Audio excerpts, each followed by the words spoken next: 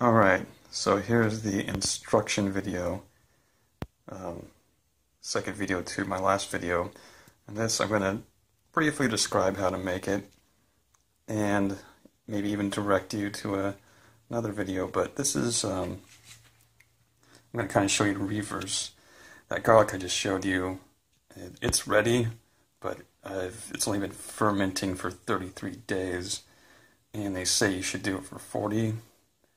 So I just took that one out, and I'm going to have this batch continue for another week to make it a full 40 days. Anyways, basically, I'll show you what I did.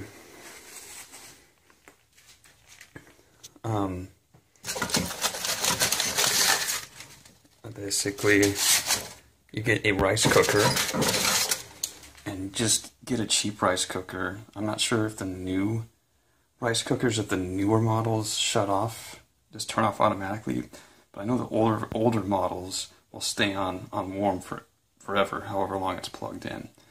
And I picked this one up at a thrift store.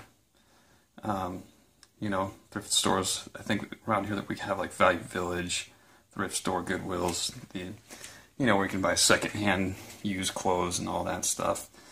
Anyway, I just put that there, and then I wrapped a bunch of times this garlic in tinfoil.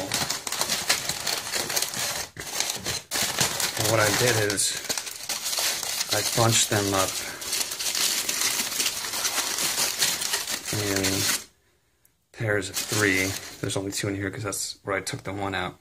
Pairs of 3. You wrap those up really good in the foil, and then you put a whole bunch together. These are all clusters of 3. You wrap it up like that, and you put another piece of foil on like that, and then put it in like that, and then I added an extra foil just to make sure that the garlic wasn't getting overheated from the sides of the rice cooker. And then also I took some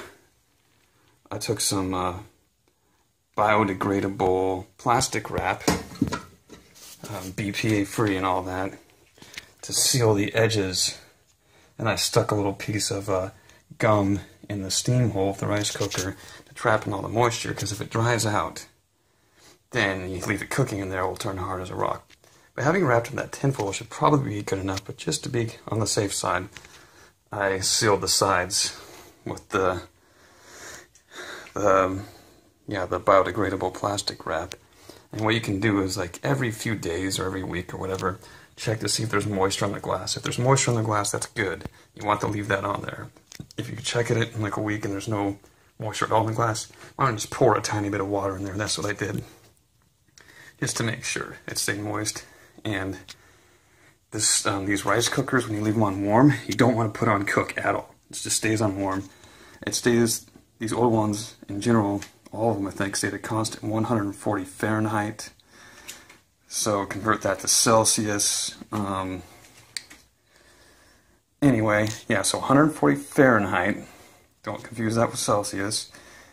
And you just have it in a rice cooker on warm for 40 days, and it uses about, depending on where you live, $2 to $3 for electricity, and bam, there you go. This black garlic, they sell it at the store. It's so freaking expensive, so you can make it yourself for so cheap. And this is garlic I grew in my garden, so I didn't even have to pay for it. I just put it I started last fall. It grows through the winter and through the spring.